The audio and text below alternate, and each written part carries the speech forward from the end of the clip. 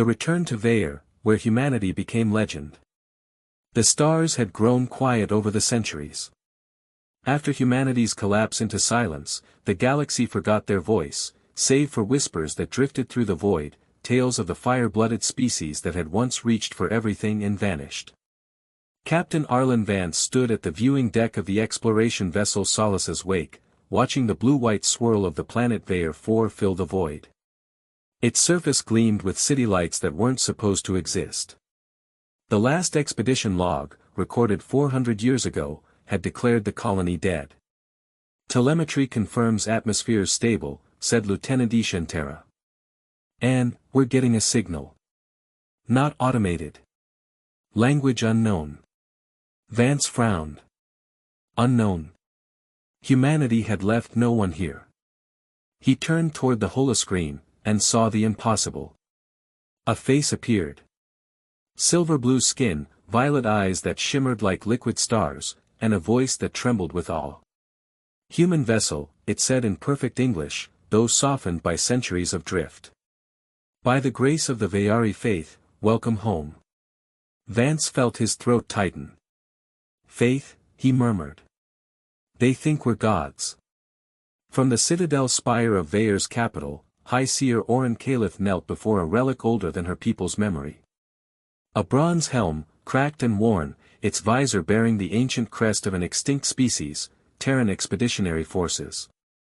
She had grown beneath its shadow, told as a child that the starborn warrior had descended from the heavens to save the Veyari during the Burning Wars. He had stayed for years, fighting beside them, loving one of their kind, and dying beneath their twin moons. In time, his story became scripture. Now, centuries later, the gods had returned. Her ministers whispered fear. What if they demand what we built in their name? What if their myth was false? Oren silenced them with a raised hand. Then truth shall burn away the falsehood. We owe our lives to the starborn. If they return, we must face them not as slaves of faith, but as equals. She turned her gaze to the horizon, where the first human ship in 4 centuries descended through clouds of silver mist. The meeting was held within the Crystal Hall of Remembrance, a cathedral built around the preserved armor of Sergeant Elias Vance, the human soldier who had died here long ago.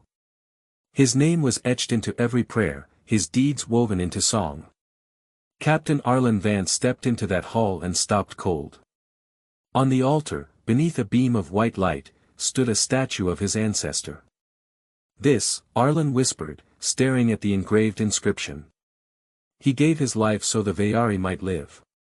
In his memory, we remember the stars." Oren Caliph approached him slowly. Her ceremonial robe shimmered with glass-like threads.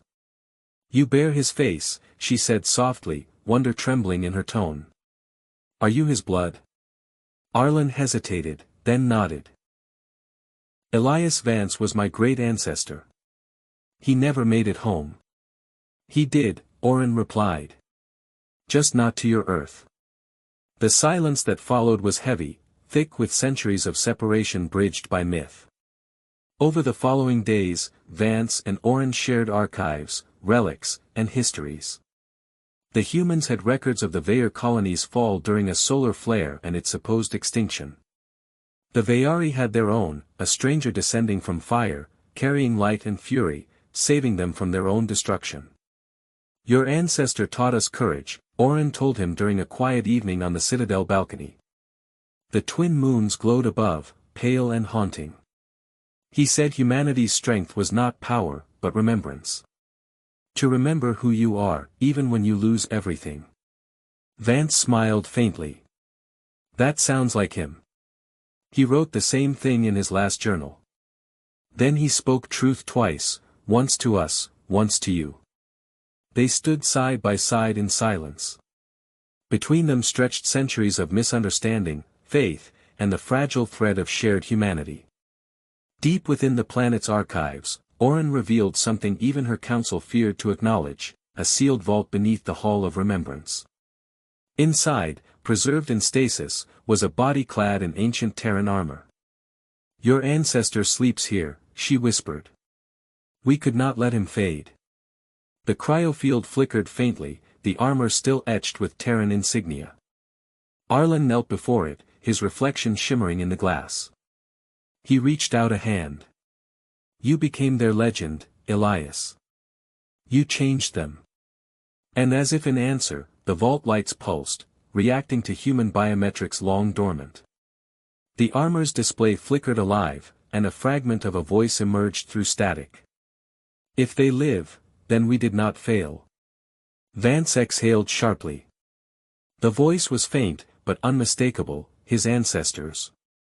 Orin closed her eyes. Our faith was built on truth.